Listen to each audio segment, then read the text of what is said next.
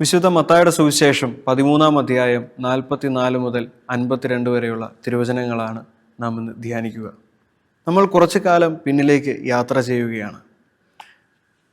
ഏകദേശം 1-ാം നൂറ്റാണ്ടിൽ വളരെ ആക്രമണങ്ങളും അധിനിവേശങ്ങളും ഒക്കെ സംഭവിക്കുമ്പോൾ അന്നത്തെ മനുഷ്യർ തങ്ങളുടെ വിലപ്പെട്ടതെല്ലാം മണ്ണിനടിയിൽ മറവ് ചെയ്തിരുന്നു. തങ്ങളുടെ വിലപ്പെട്ടതിനെയെല്ലാം സംരക്ഷിക്കാനായി, കാത്തുപരിപാലിക്കാനായി. ഒരുപക്ഷെ ഈ മനുഷ്യൻ ഈ നിധി എവിടെയാണെന്ന് പറയാതെ മരിക്കുകയാണെങ്കിൽ, മരണപ്പെടുകയാണെങ്കിൽ ആ നിധി എന്നേക്കും ഒരു നിഗൂഢ രഹസ്യമായി നിലകൊള്ളും എന്നതും ഒരു സത്യമാണ്. പിന്നീട് ഒരു മനുഷ്യൻ ആ വയലിലേക്ക് കടന്നു വരുമ്പോൾ ആ നിധി കാണുകയും അതിനെ സ്വന്തമാക്കാൻ വേണ്ടി തനിക്കുള്ളതെല്ലാം വിറ്റ് അതിനെ കൈവശപ്പെടുത്തുകയും ചെയ്യുന്നു. ആ വയലിനോടുള്ള സ്നേഹം കൊണ്ടല്ല, മറിച്ച് ആ വയലിൽ നിക്ഷിപ്തമായിരിക്കുന്ന വലിയ നിധിയുടെ വലുപ്പം കണ്ടുകൊണ്ടാണ് ഈ മനുഷ്യൻ അതിനെ സ്വന്തമാക്കുക.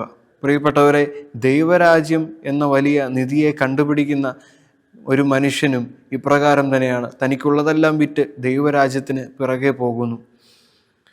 ഈ ദൈവരാജ്യം എന്ന് പറയുന്നത് തൻ്റെ ജീവിതത്തിലേക്ക് തികച്ചും അപ്രതീക്ഷിതമായി കടന്നു വന്ന ഒരു നിധിയായിട്ടാണ് ഇവിടെ സൂചിപ്പിക്കുക.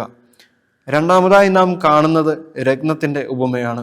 പണ്ടുകാലത്ത് കഠിന പ്രയത്നങ്ങളിലൂടെയും കഷ്ടപ്പാടുകളിലൂടെയും ഒക്കെ കടന്നുപോയി ഒരു മനുഷ്യൻ വലിയ നിധികൾ കണ്ടുപിടിക്കാനുള്ള പരിശ്രമത്തിൽ മുഴുകിയിരുന്നു.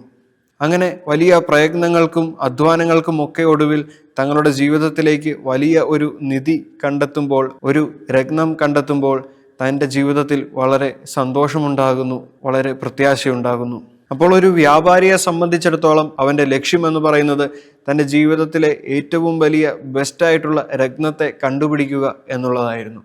അങ്ങനെ വിലമതിക്കാനാവാത്ത വലിയ രത്നത്തെ കണ്ടുകിട്ടുമ്പോൾ തനിക്ക് മുൻപ് ലഭിച്ചിരുന്ന എല്ലാ രത്നങ്ങളെയും വിറ്റുകൊണ്ട് ഈ വിലമതിക്കാനാവാത്ത പുതിയ ബെസ്റ്റായിട്ടുള്ള രത്നത്തെ ഈ വ്യാപാരി സ്വന്തമാക്കുന്നു. പ്രിയപ്പെട്ടവരെ, ഇവിടെ നാം കാണുന്നത് ദൈവരാജ്യത്തിന് പിറകെ പോകുന്ന മനുഷ്യനെ കുറിച്ചാണ്.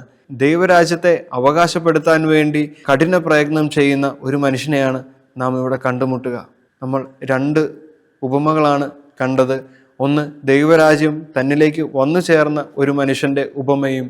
രണ്ട്, ദൈവരാജ്യത്തിനു വേണ്ടി കഠിന പ്രയത്നം ചെയ്ത് അതിനെ സ്വന്തമാക്കിയ ഒരു മനുഷ്യൻ്റെ ഉപമയും. ഇവിടെ മത്തായി സുവിശേഷകൻ പറഞ്ഞു വയ്ക്കുന്നത് ഇത്ര മാത്രമേ ഉള്ളൂ. ദൈവരാജ്യം എന്ന് പറയുന്നത് എല്ലാവർക്കും വേണ്ടിയുള്ളതാണ്. ദൈവരാജ്യം എല്ലാ മനുഷ്യർക്കും അവകാശപ്പെട്ടതാണ്. എല്ലാവരും അതിലേക്ക് ക്ഷണിക്കപ്പെട്ടവരാണ്. ആരും ഇതിൽ നിന്ന് മാറ്റി നിർത്തപ്പെട്ടിട്ടില്ല. മൂന്നാമതായി നാം കാണുന്നത് വലയുടെ ഉപമയാണ്. തീരപ്രദേശങ്ങളിലേക്ക് യാത്ര ചെയ്യുമ്പോൾ നമുക്ക് കാണുവാൻ സാധിക്കും, മുക്കുവർ കരയിൽ നിന്നുകൊണ്ട് തന്നെ വല വലിച്ചുകൊണ്ട് മീൻ പിടിക്കുന്ന ഒരു കാഴ്ച. അങ്ങനെ തങ്ങൾ വലിച്ചു കയറ്റുന്ന ഈ മീനുകൾ രണ്ടു തരം ഉണ്ടാകും, നല്ലതും നല്ലതല്ലാത്തതും. യഹൂദരുടെ ഭക്ഷണക്രമത്തിൻ്റെ കാര്യം പറയുകയാണെങ്കിലും നമുക്ക് കാണുവാൻ സാധിക്കും ശുദ്ധമായവയും അശുദ്ധമായവയും തമ്മിലുള്ള ഒരു വേർതിരിവ്. അങ്ങനെ ശുദ്ധമായതിനെ അവർ ഭക്ഷിക്കുകയും അശുദ്ധമായതിനെ അവർ പുറന്തള്ളുകയും ചെയ്യുന്നു. പ്രിയപ്പെട്ടവരെ, ഈ ഉപമ ഇവിടെ പറഞ്ഞു വെക്കുന്നത് ഇത്ര മാത്രമേ ഉള്ളൂ. ഈ ലോകത്ത് നമ്മൾ എല്ലാ തരത്തിലുമുള്ള മനുഷ്യരെ കണ്ടുമുട്ടും. നന്മ ചെയ്യുന്ന മനുഷ്യരും തിന്മ ചെയ്യുന്ന മനുഷ്യരും. നമ്മൾ ആരെയും വിധിക്കാനല്ല ഉദ്ദേശിക്കുന്നത്, മറിച്ച് നമുക്ക് നമ്മുടെ തന്നെ ഹൃദയത്തെ വിചിന്തനം ചെയ്യാം, പരിശോധിക്കാം. എൻ്റെ ജീവിതം ഞാൻ എപ്രകാരമാണ് ജീവിക്കുന്നത്? ദൈവരാജ്യത്തിനു വേണ്ടി ഏറ്റവും എളിയ സഹോദരരായി നമുക്ക് മുന്നേറാം. ദൈവം തുണയ്ക്കട്ടെ. ആമേൻ.